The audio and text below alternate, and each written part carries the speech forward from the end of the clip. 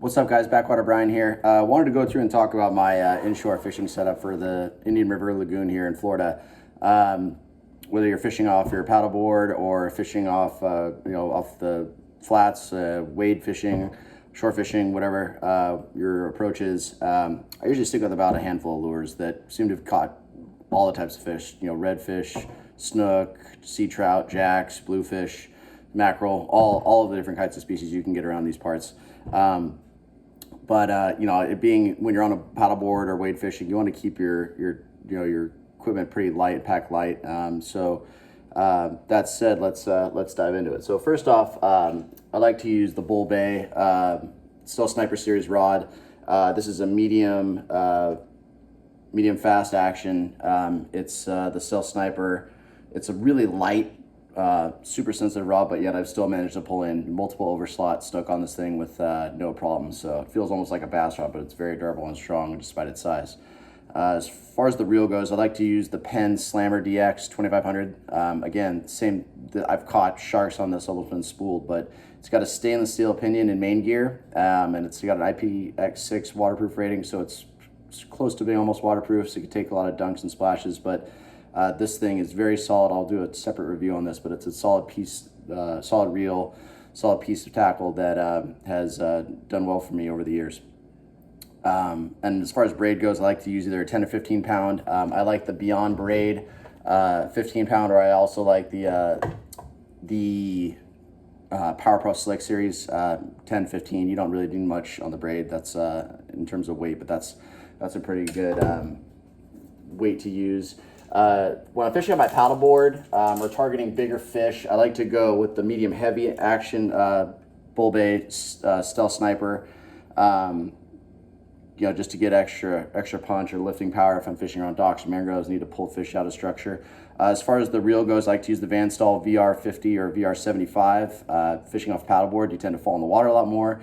So I like to have, this is fully sealed, so it's waterproof and can take a few dunks, whether it gets dropped or dunked. And it's also got some really heavy drag too. So love this reel. It's a little more on the expensive side, but when you're fishing around water, it's worth the extra investment. As far as lures go, I like to start off with a topwater. So this is a Moonwalker by Salt Strong with single inline hooks. Notice the trebles have been removed. This one comes stock with inline hooks, but if you buy the Head & Zara Spook Jr., it comes with trebles. I still like to replace these. One, it's safer, is easier on the fish, doesn't shred their mouth like a treble hook. It's also safer for you. If you've ever been hooked by a treble, it's nasty, and when the fish is shaking around, you're trying to dehook them, can really ruin your day of fishing if you get hooked up. So like starting off with those lures. Once the sun's been up for about an hour past sunrise, I like to switch to a paddle tail depending on the conditions in the mullet run. If it's really a lot of top water, a lot of bait getting smashed, I'll stick with the top water. Otherwise, I like to switch to about a 3 or 4 inch paddle tail. This is the Salt Strong Slam Shady 2.0, rigged on a 3/16 ounce jig head. You can also use a 1/4 ounce if you need to fish deeper, or 1/8 ounce if you need to fish shallower in the flats. This is a very productive lure. I caught a ton of great fish on this. You can bounce on the bottom, you can fast retrieve on the top, skips under mangroves. It covers all the bases. During the fall and late summer, when the mullet get a little bit bigger, I like to switch up to a bigger paddle tail. This is the Z-Man Diesel Minnows. They also have the paddlers in the 4 to 5 inch size. Slam Shady color or Beer Run color, that's the best around here. I love this. It's caught a ton of slot fish, slot snook, big trout, redfish on this setup as well. And again, you can rig out the jig head. When the water gets calmer during the winter and the bait are a little smaller and the fish are a little more lethargic, they get spooked easier by bigger baits, paddle tails, top waters. I like to use a fluke or a jerk bait. This is the DOA Cal series in the new penny color. I like to rig it on a 3/16 ounce owner twist lock hook. They also have different types of hooks, but I like this setup because you can skip it, bounce it off the bottom. It's really good for fishing weedless around mangrove lines. Looks like a wounded shrimp and just absolutely slays the trout. Caught some snook on it as well, but this is a phenomenal lure for that setup. Regarding the fluorocarbon and leader material, I like to use, when the water is really clear, fish are a little bit more line shy, I like to use the Seeger's 30 pound.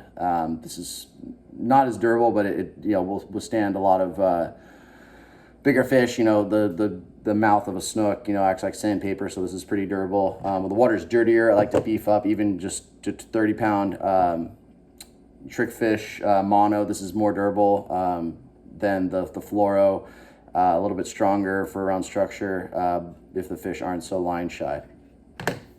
And then when it comes to putting it all together, I like to use this overboard fanny pack. You know, it's kind of dorky, but this thing is super durable and it's waterproof. So when you're obviously wade fishing or paddle board fishing, you're gonna get splashed, you're gonna fall in. This has kept all my tackle dry. Also, it's, like I said, it's very durable. I've had this thing for almost 3 years now. It still works as new as the day I bought it. The zipper rusted a little bit, as you can see, but throw on your Danco pliers on the belt. You can either wear it crossbody under your arm or across your waist. It makes it super easy to get to your tackle. You can stick the rod in the belt. So if you're out in the middle of the flats, you don't have any place to put your stuff, you can do all your tackle changes right in front of you, and it's super, super convenient. And like I said, keeps all your stuff dry, which is critical. You don't want to have all your lures get soaked and rusted and you know, have to wash everything off every time. So that's mostly it. Again, you don't need to go out and spend thousands of dollars in tackle to you know, catch fish here. You know, 5 lures will do the trick for almost year round, depending on the conditions of what you're targeting. So if you have any questions, drop them in the comments. Happy to answer. Until then, tight lines and good luck out there.